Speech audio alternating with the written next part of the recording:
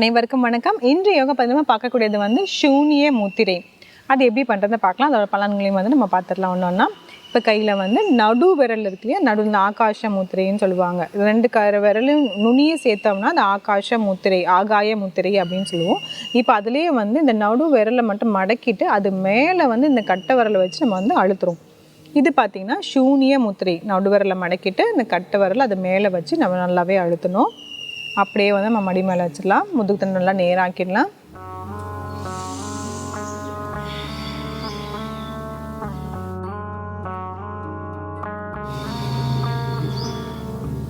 சில வினாடிகள்.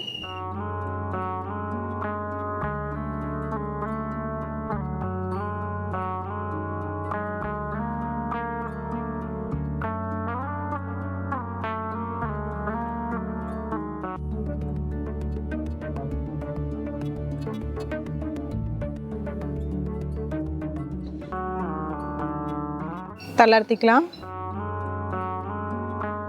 இந்த சூன்ய முத்திரையை பார்த்தீங்கன்னா எதுக்காக பண்ணுறோன்னா, நம்மளோட காதுகள் சம்மந்தப்பட்டான பிரச்சனைகள் வந்து நிறைய பேருக்கு வந்து இருக்கும். அவங்களுக்காக வந்து நம்ம இதெல்லாம் பண்ணுறோம்.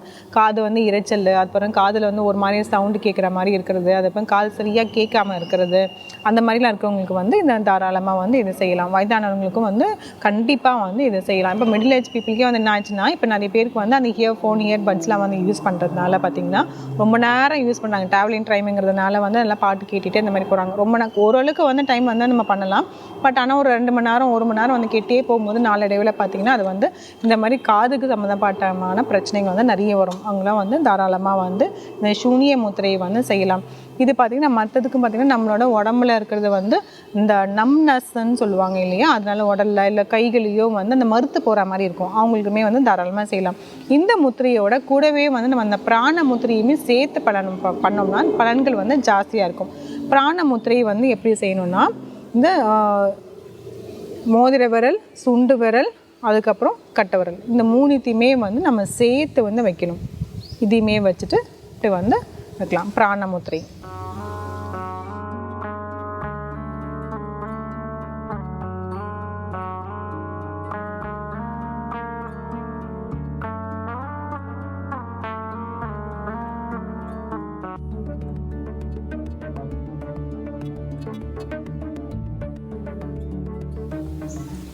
தளர்த்திக்கலாம். இந்த சூன்ய முத்திரையோட சேர்ந்து இந்த பிராண முத்திரையும் சேர்த்து செய்யும் போது பார்த்தீங்கன்னா நம்மளுக்கு பலன்கள் வந்து ஜாஸ்தியாகவே இருக்கும். ஸோ இந்த முத்திரையை முயற்சி செஞ்சு பாருங்கள். மீண்டும் அடுத்த பகுதியில் சந்திக்கலாம்.